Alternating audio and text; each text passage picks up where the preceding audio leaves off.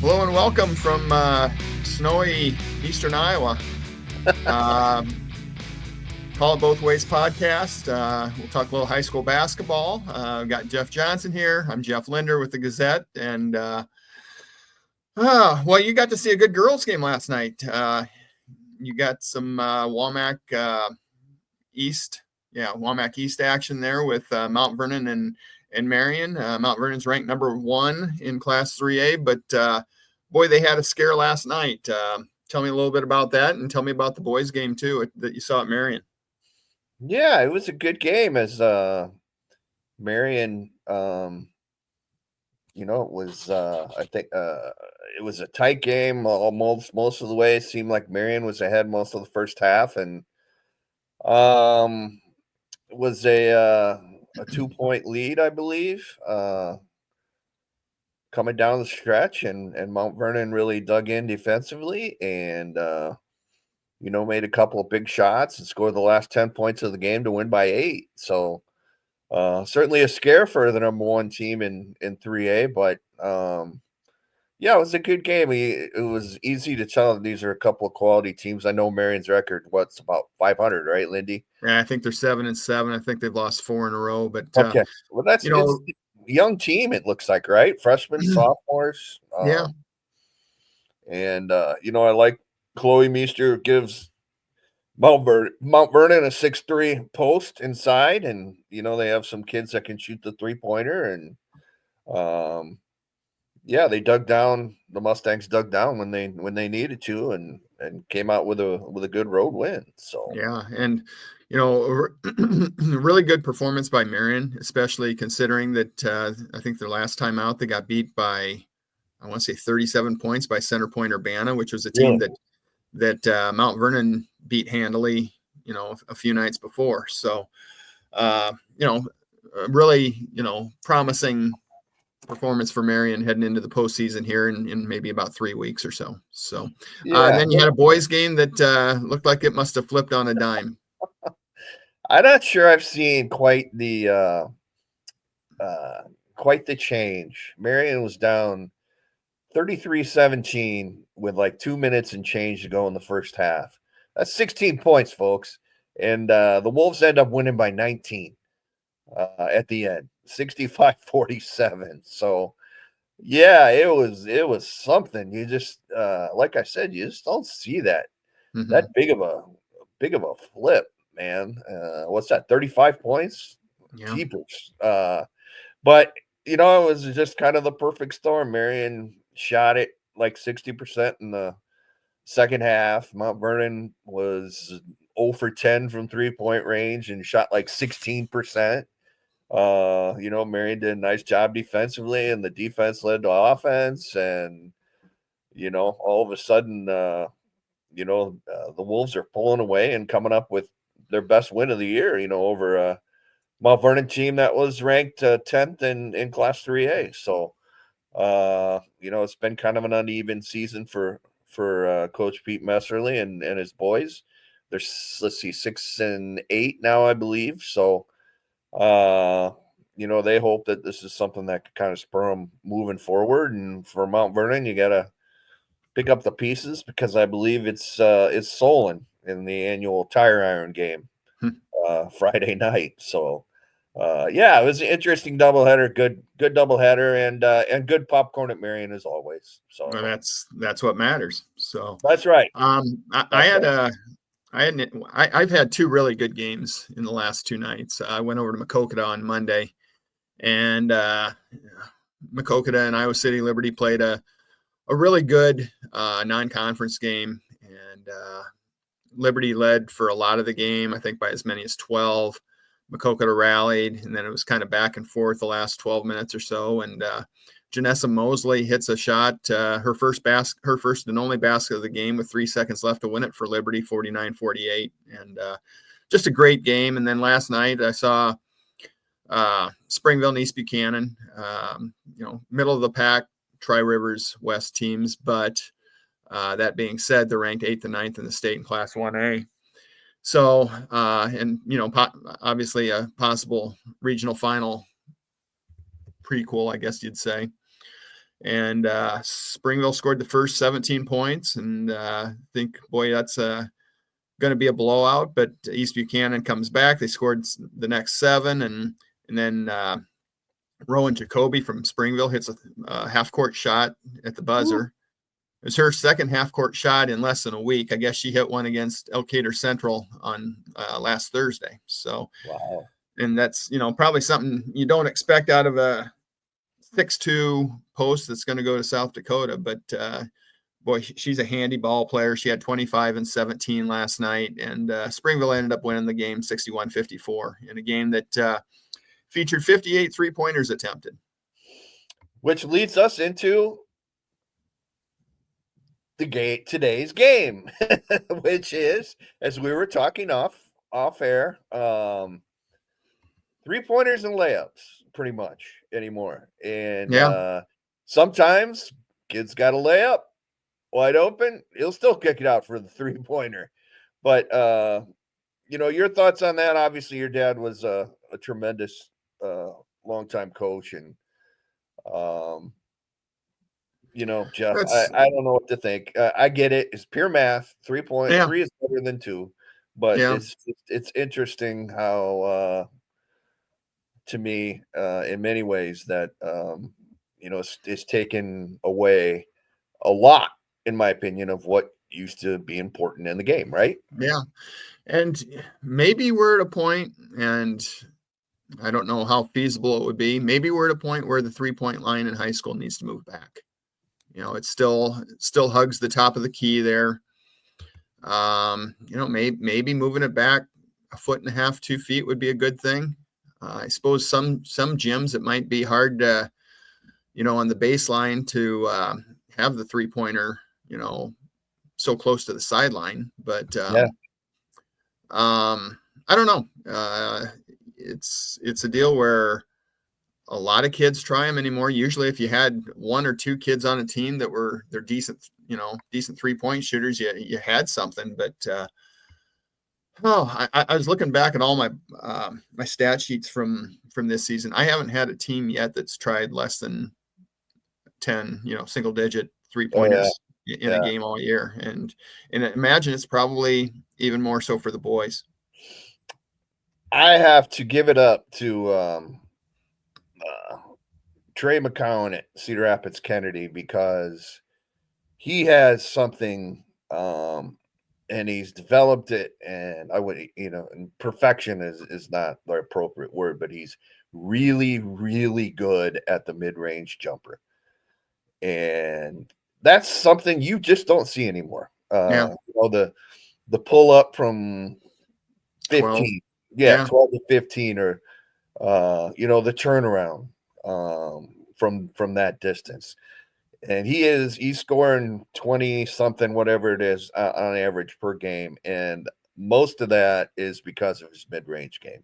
Mm-hmm. And that's good to me. That'll suit him well, next year at Upper Iowa when he goes play for his Uncle Brooks up in Fayette. So but other than him, you don't really see that. I saw last night, for instance, I saw a kid wide open, probably 2 steps in front of the free throw line. I mean, wide open, nobody around him. He wouldn't shoot. Mm-hmm. Kick it back out. And we get it, and we sound like grumpy old men here. And again, it's pure mathematics, right? 3 points is better than 2, and that's just the way the game is. And I think free throw shooting's not as good as it used to be, for the same reason. I mean, I think kids don't practice them.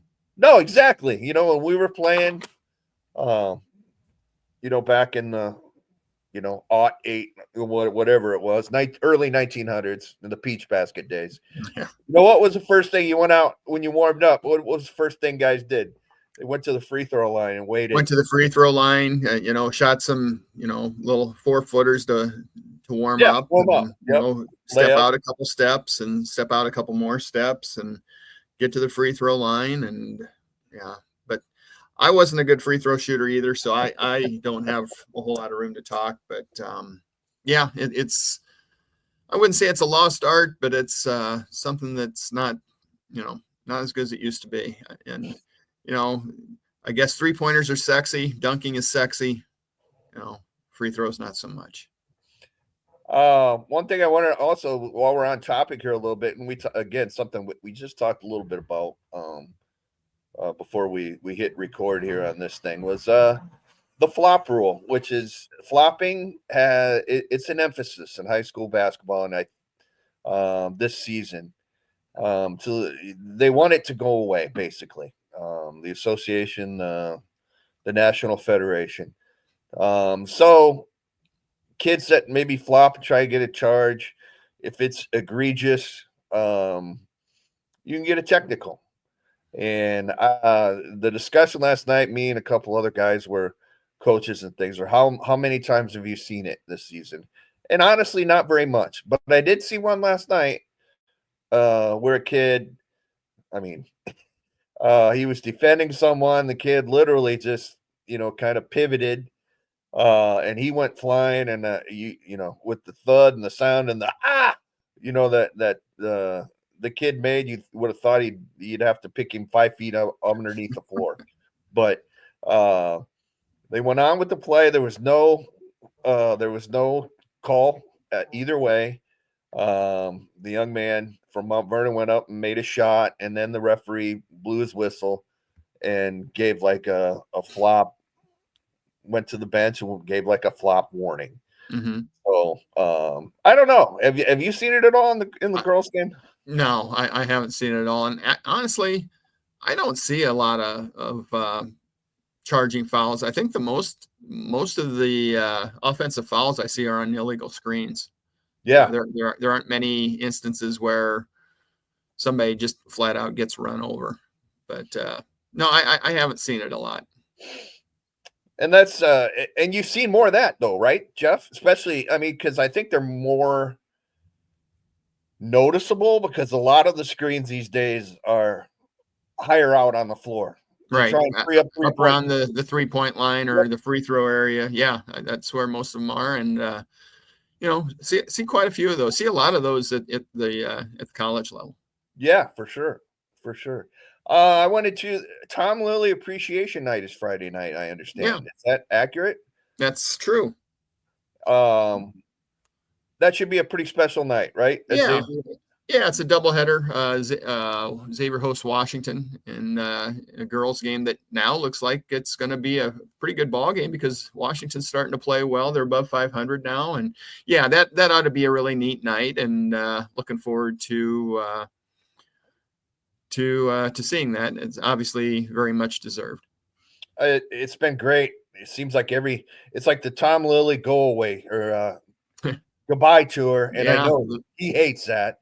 I'm sure he does. Everywhere they go on the road, it seems like somebody's getting on the microphone and, congratulating him for everything he's done and thanking him. And I guess maybe that, and obviously way better than I do. You know Tom better than I do, but that's an appreciation thing and a respect thing, and that's pretty cool that so many other people, seem to have respect for what Tom has done in his career, right? Oh, absolutely. And maybe some of it's thank goodness he's getting out, so maybe we can be competitive with this team because more often than not, Xavier's been really successful. They're having another really good year. I think they're something like 11-4 right now.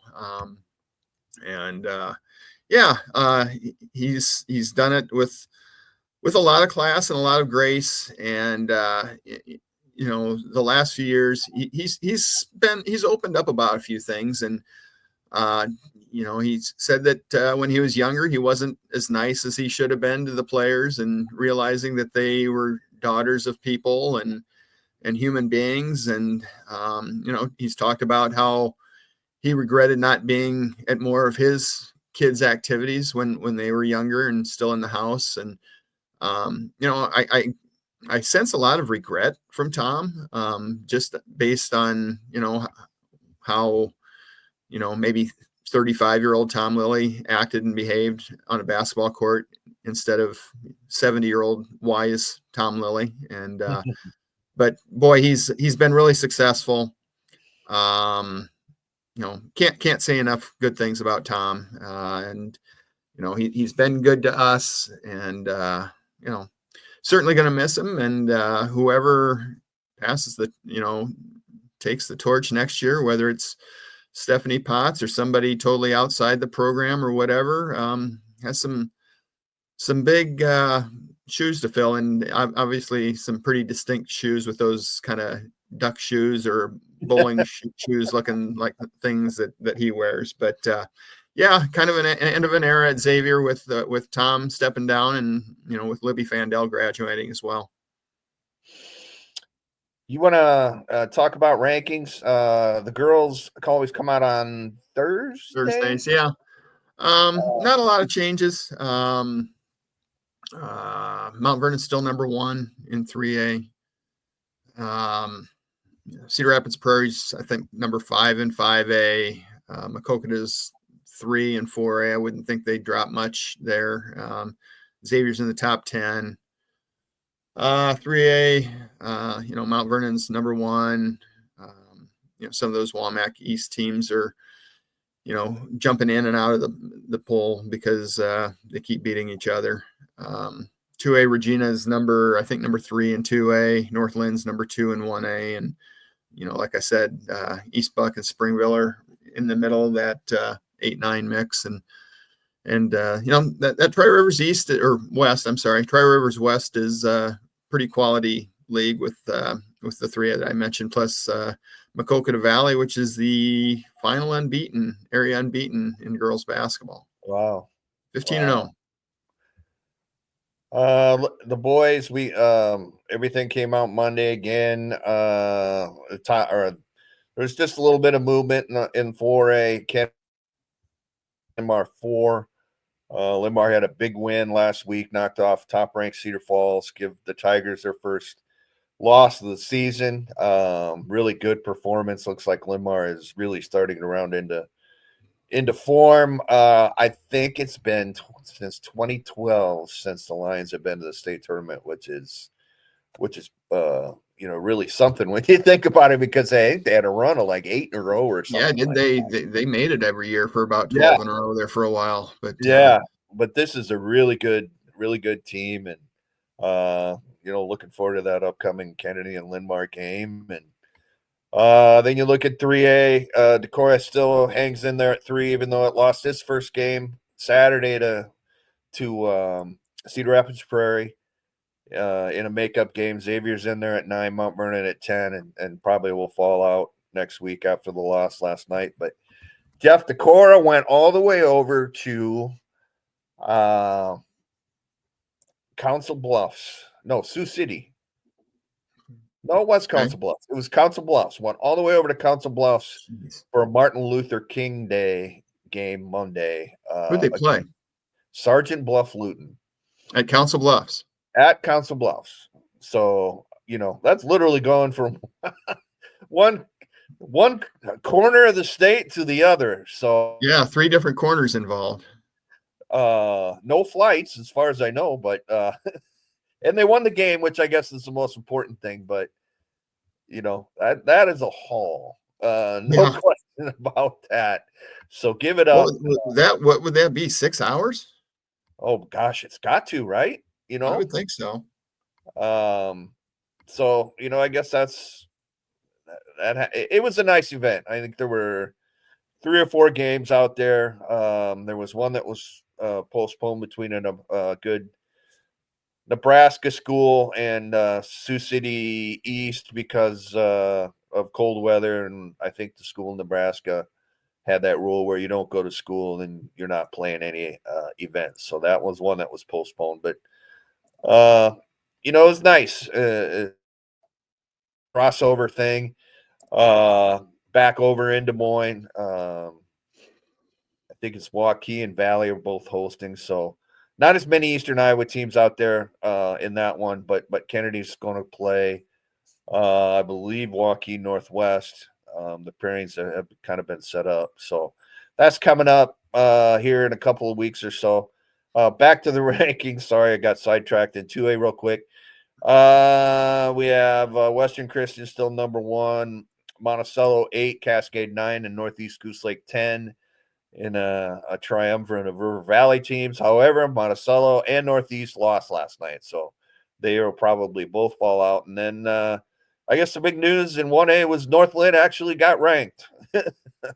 13-1 going into this week, and of course the Lynx lost last night in a thriller in overtime at Alburnett. So we'll see if they can somehow stay in the rankings or if they're right back out. So it's interesting. I was talking about how good the boys side, and of course it's all skewed by Northland being in a title game 7 years in a row. But the Tri Rivers has had 9 teams. Let's see, it'd be 10 teams. No, 9 teams play in a state championship game in the last 7 years. When you count Bellevue Marquette last year in 1A, played against Northland in an all Tri Rivers final. And then Alburnett, about 5 years ago, was in the 1A championship game. So, I don't think it gets. Maybe I'm wrong. I don't think that conference gets as much respect for how good the basketball is on the boys and the girls side is. Maybe it should. So yeah, I think on the boys side, it's probably a little better. It's a lot better on the east side for the boys because Marquette's been good. Easton Valley's had some pretty good teams. And that really, it really hasn't been the case as much on the girls side. It's been the mighty West, and, maybe every now and then a Marquette or a Cal-Weed is pretty good. So, but it's a good league. And, obviously it gets a little weaker next year when Alburnett heads out, but we'll see. I kind of heard through the grapevine that we're probably within the next 5 years, we're probably looking at another mass consolidation, process, and we'll see how that goes. You mean as far as schools? Yeah. Athletics and stuff. Yeah, I think with declining enrollments and declining money, that I just think that it sounds like there's going to be some additions and some subtractions. So off topic, I was expect within the next 2 weeks. I was told that official football classifications will be out. And I think there's going to be at least a couple teams around here that are probably going to go 8-man, from what I understand. And I mean, there's all kinds of rumors who's going to be in what class. From everything I hear, Cedar Rapids, Washington, for instance, is right on that border where it could be 5A. It could drop to 4A, which to me would make a huge difference. But that'll all be coming out from what I was told in the next couple of weeks. And then everybody tries to put schedules together. Yeah. Have you heard, are they going to make any changes, any tweaks with the free and reduced lunch? Or is that system going to work the same as it has the last time through? From what I understand, it's going to be the same formula mathematically that it was when they started. Was it 2 years ago when they started it? Is that right? Mm-hmm.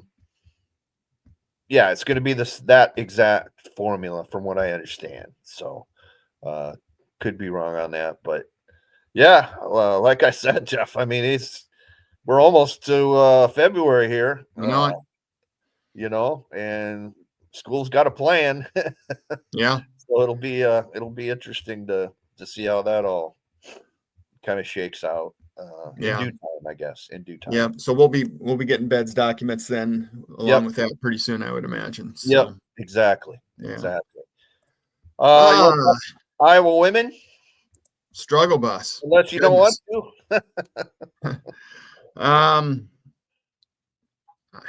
I don't know what to say. I mean, they've lost 5 in a row now by 24 combined points. If it's not one thing, it's another. They're not shooting free throws well. They're really not shooting well from anywhere right now. And I don't know, just things just aren't clicking, aren't fitting. And, you want to say it's another big game tonight against Washington, but, I mean, they've got either they'll figure it out or they won't. And if they don't, then it's, it's probably going to be WNIT. And, they're 2-6 in the Big Ten now. Supposedly they're on the bubble. If they're 2-6 in the Big Ten, I don't think they deserve to get in. But, if they can get to 7-11, 8-10, then let's talk. But it's got to start soon because they still got to play USC. They still have to play UCLA. They still have to play Ohio State. So, I think they're looking at a minimum of 9 conference losses if they win the rest of them that they can. And tonight is one of them. But I don't know. I know a lot of experts on social media think Jan's the problem. I don't think so. I mean, it's year one. And I think good times are coming again. I think when this group of freshmen are juniors and Addie Deal's a sophomore in 2 years, I think they're going to have something again. But just got to be patient and maybe not so darn spoiled. Last I checked, Jan's not out there shooting free throws, right? No, she's not. She was a pretty good one back in the day, but no. And the Nebraska game, they were, I think, 3 of 10 in the fourth quarter. I think it was the same thing for Illinois. You just don't win that way. And Lucy Olson was out there shooting free throws after the game. When she'd miss one, she'd fall on the floor and do 10 push-ups. And I don't know. Like I said, that either they figure it out or they won't. You feel like there's kind of a lack of confidence right now? Can you kind of feel that? Yeah, there has to be. And I just, for lack of a better term, I think they just kind of have the yips right now. They just kind of anxious, and I don't know. I'm not an expert on it, but I don't go to practice with them. But they I think they just need to relax and play. Yeah. Sports psychologist needs to come in and, well, I'm sure they have those there, and I'm sure that they utilize them, but I don't know. Something's just not right now. Hannah Stolke missed the Oregon game. I assume she'll miss tonight with the concussion, and that doesn't help. But she hasn't been perfect through this stretch either. You want to talk about what you got coming up here the rest of the week? Yeah, not much. Well, I've got a lot Friday. I'm going to do the Xavier Wash doubleheader at Xavier at Ron Thillen, and I'll be there for the Tom Lilly appreciation deal, and taking the weekend off. So, good for you. Yeah, how about you? I tried to even think. I'm not sure what I'm going to do Friday night. There is a chance I'll run up to the Cora, honestly. The schedule around here is kind of light, and I really want to see Kayla Friends play for the Vikings. He's averaging like 30 a game as a junior, and I want to see them play, honestly. And I know they come to talk about perfect timing. They come to Cedar Rapids to play Wash on Monday night, but my wife and I have had tickets to see the St. Louis Blues and Vancouver Canucks on Monday night for months. So that's already been in the plans. Yeah, exactly. Right. So, but yeah, other than that, kind of a light week. The Rough Riders played home Saturday, Sunday, if I remember correctly. Heartlanders are on the road. They're playing really well. Colonel's announced their coaching staff, new manager Brian Meyer, who I was able to talk to yesterday. He seems like a great guy, which is, fits in line with his predecessors as Colonel's managers since the Twins have been in town. So, yeah, I know our friend John Bonenkamp probably can't wait for spring training to start, since the Dodgers have literally an all-star at every position and 5 at pitcher and a couple of all-star closers and everything, but that'll be here, I guess, soon enough. So I'll bet the Dodgers still lose at least 50 games this year. You think so? Yeah. I don't know. They might go 162-0, Lindy. No, I don't think No? so. Okay. All right. So, well, I'm kind of out of topics. I think we'll call it for today, and we'll call it both ways today. And Yes. we'll be back next week, and be getting a little bit closer to February and in the postseason Pairing. here. Yep. You So, bet. You bet. all right. Well, have a good week, everybody, and thanks for joining us.